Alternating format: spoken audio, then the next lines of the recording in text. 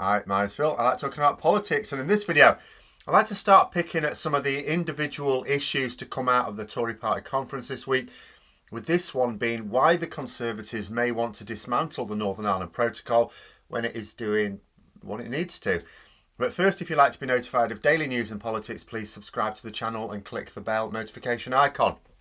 So this may be the first time I can remember a politician standing up to deliver a keynote speech on a major area of policy for any major political party to their annual conference that was not an elected politician. You know, I thought I just needed to mention that first. David Frost, our unelected Brexit minister, stood up in front of the ruling party's conference to outline a piece of major government policy which, if pursued, and is not just more hot air, will have serious ramifications for the UK, and yet not a single sausage voted for him. And people just let this pass without so much as a comment. But anyway, on to what he's actually planning. Well, that's no secret. I've talked before about how people are increasingly convinced that David Frost does wish to dismantle unilaterally parts of the Northern Ireland Protocol that he and other Tory Brexiteers don't like, which is most of it. He describes it as triggering Article 16, but that's a red herring. Article 16 has nothing to do with suspending the protocol. I've gone over that enough times already. They want people to believe that there is a provision within the agreement for unilaterally suspending parts of the agreement that you don't like, which is not only ridiculous, but treating their supporters as being incredibly thick. After all, how daft do you have to be to believe that any agreement between two parties allows the other one to just unilaterally not hold up their end of the bargain because they don't like it? What would be the point of such a document? The whole point of an agreement is, I will do this for you, in return you will do this for me. It contains commitments. If they're not actually commitments, what is the point of the agreement? And the idea that the EU, who have some of the best negotiators in the world, as evidenced by their huge network of agreements forming the massive single market, the idea that they would be silly enough to let such a clause slip through when even Mrs. Miggins down the street wouldn't be that stupid is similarly ridiculous. I cannot emphasise enough just how little I would think of someone's intellect if they think such a clause can even exist. Even if they couldn't be bothered to read it for themselves and go, actually, yeah, don't say anything like that. There's like just over a dozen lines. It doesn't take long to read it. So the notion is that the government will suspend bits of the protocol when they think that the timing works best in their favour. There are several Conservative MPs at the conference this week saying to the government that you need to trigger it now. But the government will be thinking to themselves, oh, we've got better timing for it. You know, probably when the next crisis pops its head up. You know, when the public look like turning on the government again, Johnson will take advantage of rally round the flag syndrome and create an artificial conflict with the EU. But why? I mean, beyond taking control of the newspaper headlines for a few days, what's the benefit? I mean, if you think about the Brexiteers in the Tory party who wanted Brexit just to keep their tax affairs hidden, you know, which has taken a bit of a knock with the release of the Pandora Papers, then the Northern Ireland Protocol doesn't hurt them. Anyone at all, you know, anyone at all who just didn't want to have to pay their tax on their earnings is not threatened one bit by the protocol. Which leaves only one of two explanations. One of which is inferred, the other incredibly seemed to be stated quite openly by the Conservatives at their own conference. So I'll go through the latter first because it's the most explosive, really. So a lobby group called the Policy Exchange was present at the conference. On the panel was David Frost, as well as some others outside of the Conservative Party, including Arlene Foster. They were discussing the protocol, of course. Martin McTague, described as the policy and advocacy chairman for the group, explained that the problem with the protocol is that it was creating conditions whereby links were being broken between Northern Ireland and Britain and being remade with the Republic of Ireland. Then Gerard Lyons, another senior member of the group, alluded to the impact on the economy for the rest of the UK. He didn't say it, but the implication is that it would be harmful to the GB economy. Given that he's talking about a loss of trade from GB, which is another interesting point. See, one thing I wish people would do more is compare the trade between Britain and Northern Ireland with that between Britain and the rest of Europe. See, the government's arguments always fall down when you do that.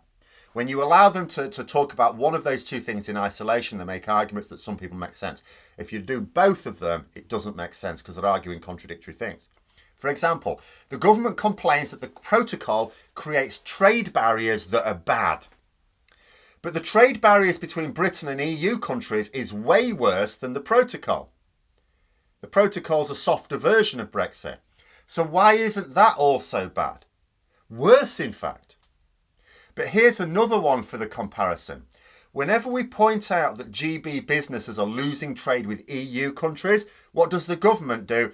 It tells them, sometimes it tells them actually just to move to the EU. But generally it tells them not to sweat it because they can just compensate with more trade further afield. Just take the opportunity, stop being so belligerent, go and trade more with Pacific countries usually. So why don't they do the same with GB businesses losing trade with Northern Ireland? Why don't they tell them, to just go and sell more of their products to Mongolia? But the point is that this section of the panel discussion is attacking the protocol. Not because it isn't working as expected, but because it is. Look at what we've seen of the protocol in recent weeks. In Britain, we couldn't get carbon dioxide for the various industries that needed it, most critically food production.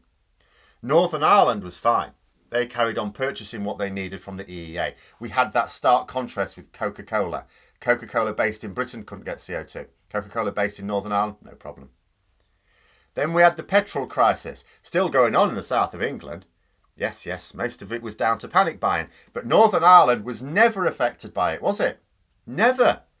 It spread throughout Britain. I think it happened in Northern Ireland. We're seeing the same with the problems of getting certain products in supermarkets as well.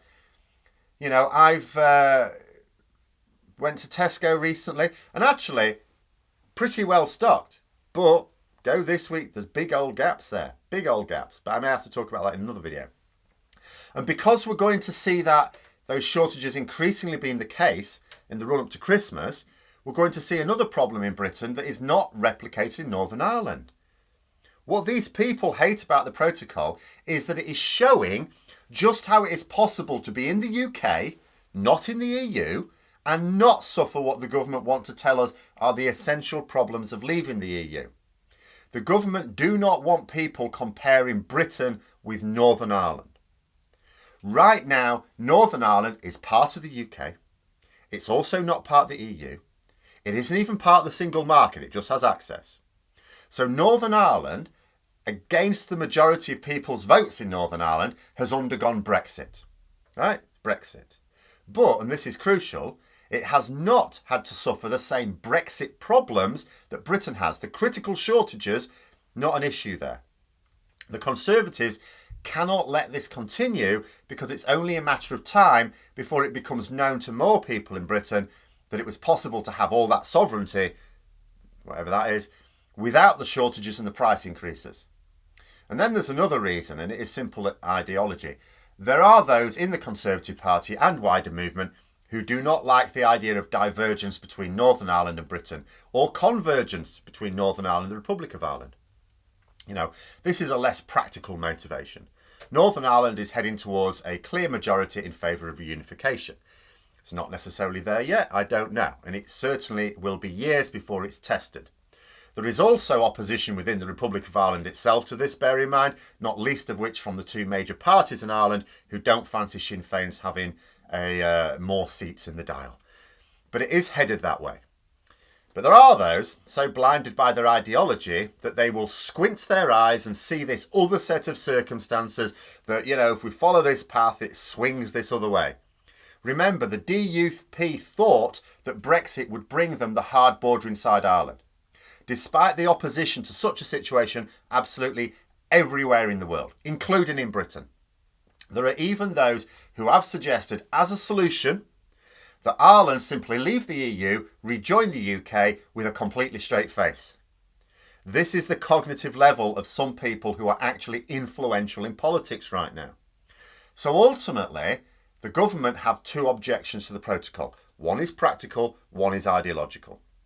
You know, the combination means that there is every probability that they would genuinely want to try and remove some bits of the protocol at least. That being said, there is still the issue of consequences. So, although there are people increasingly believing the government will do this, I can't say for certain that they will, because there are voices in the EU, as well as close to things in British politics, who absolutely are convinced the government have already made up their minds and are just waiting for the best time.